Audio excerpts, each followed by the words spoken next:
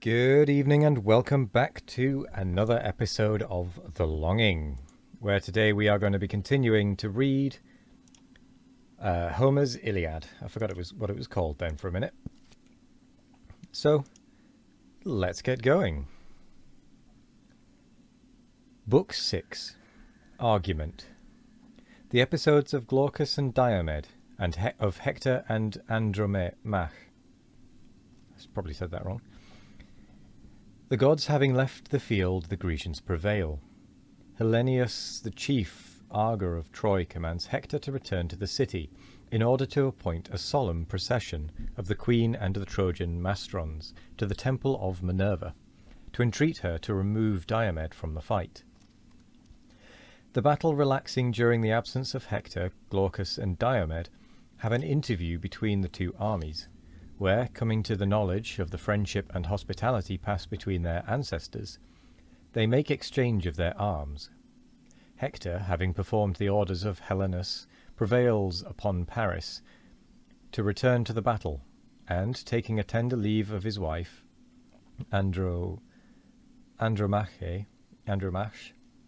hastens again to the field. The scene is first in the field of battle, between the rivers Simois and Scamander, and then changes to Troy. Now heaven forsakes the fight, the immortals yield to human force and human skill the field. Dark showers of javelins fly from foes to foes. Now here, now there, the tide of combat flows. While Troy's famed streams that bound the deathful plain, on either side run purple to the main. Great Ajax first to conquest led the way, broke the thick ranks and turned the doubtful day. The Thracian Acamas his falchion found, and hewed the enormous giant to the ground. His thundering arm a deadly stroke impressed, where the black horsehair nodded o'er his crest. Fixed in his front the brazen weapon lies, and seals in endless shades his swimming eyes. Next Teuthras's son disdained the sands with blood. Axlius hospitable, rich, and good, in fair as Arisbe's walls his native place, 161. He held his seat, a friend to human race. Fast by the road his ever open door obliged the wealthy and relieved the poor. To stern Tydides he falls a prey, no friend to guard him in the dreadful day. Breathless the good man fell, and by his side his faithful servant old Calesius died. By great Euryalus was Drasus slain, and next he laid Opheltius on the plain. Two twins were near, bold, beautiful, and young, from a fair Naiad and Bucolion sprung. Laomedon's white flocks Bucolion fed, that monarch's firstborn by a foreign bed. In secret woods he won the Naiad's grace, and two fair infants crowned his strong embrace. Here dead they lay in all their youthful charms, the ruthful victor stripped their shining arms. Astyalos by Polypoetes fell, Ulysses' spear Pidites sent to hell.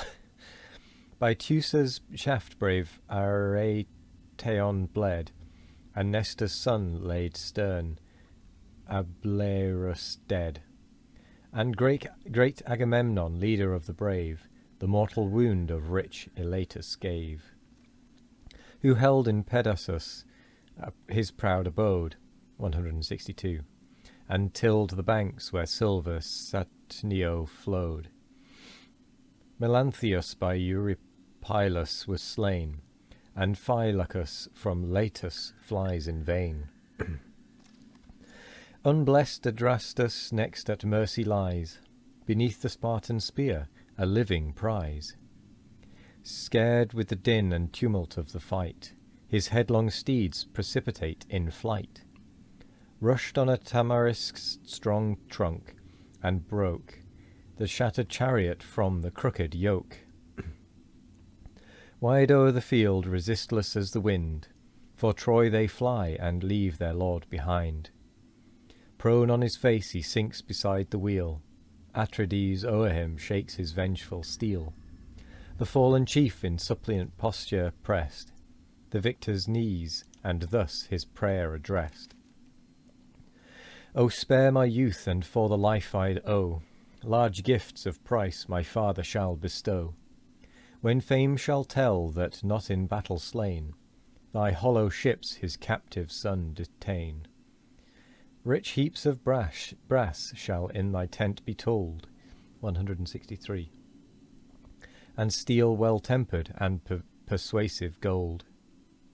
He said compassion touched the hero's heart. He stood suspended with the lifted dart. As pity pleaded for his vanquished prize, stern Agamemnon swift to vengeance flies. And furious thus, O impotent of mind, 164, shall these Atrides mercy find. Well hast thou known proud Troy's perfidious land, and well her natives merit at thy hand. Not one of all the race, nor sex, nor age, shall save a Trojan from our boundless rage. Ilion shall perish whole and bury all. Her babes, her infants at the breast shall fall. 165. A dreadful lesson of exampled fate, to warn the nations and to curb the great. The monarch spoke the words with warmth addressed, to rigid justice steeled his brother's breast. Fierce from his knees the hapless chief he thrust, the monarch's javelin stretched him in the dust.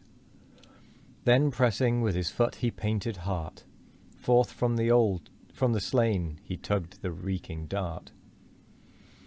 Old Nestor saw and roused the warrior's rage, thus heroes, thus the vigorous combat wage. No son of Mars descend for servile gains, to touch the booty while a foe remains. Behold yon glittering host, your future spoil. First gain the conquest, then reward the toil. And now had Greece eternal fame acquired, and frighted Troy within her walls retired. Had not sage Helenus her state redressed, taught by the gods that moved his sacred breast. Where Hector stood with great Cneus joined, the seer revealed the counsels of his mind. Ye generous chiefs, on whom the immortals lay the cares and glories of this doubtful day, on whom your aids, your country's hopes depend, wise to consult and active to defend. Here at our gates your brave efforts unite, turn back the routed and forbid the flight. Ere yet the wives' soft arms the cowards gain, the sport and insult of the hostile train. When your commands have heartened every band, ourselves here fixed will make the dangerous stand. Pressed as we are and sore of former fight, these straits demand our last remains of might. Meanwhile thou, Hector, to the town retire, and teach our mother what the gods require. Direct the queen to lead the assembled train of Troy's chief matrons to Minerva's fane. 166. Unbar the sacred gates and seek the power, with offered vows in Ilion's topmost tower. The largest mantle her rich wardrobes hold, most prized for art and laboured with gold. Before the godless honoured knees be spread, and 12 young heifers to her altars led. If so the power atoned by fervent prayer, our wives, our infants, and our city spare, and far avert Tydides' wasteful ire, that mows whole troops and makes all Troy retire. Not thus Achilles taught our hosts to dread, sprung though he was from more than mortal bed. Not thus resistless ruled the stream of fight, in rage unbounded and unmatched in fight. Hector obedient heard, and with a bound leapt from his trembling chariot to the ground. Through all his host inspiring force he flies, and bids the thunder of the battle rise. With rage recruited the bold Trojans glow, and turn the tide of conflict on the foe. Fierce in the front he shakes two dazzling spears, all Greece recedes, and midst her triumphs fears. Some god, they thought, who ruled the fate of wars, shot down avenging from the vault of stars. And with that we come to the end of the episode. So thank you very much for joining me today. I hope you all have a wonderful morning, evening, afternoon or night. No matter what time of day it is, I hope you all have a wonderful one of it. And as always, we will be back tomorrow for more of The Longing. Goodbye.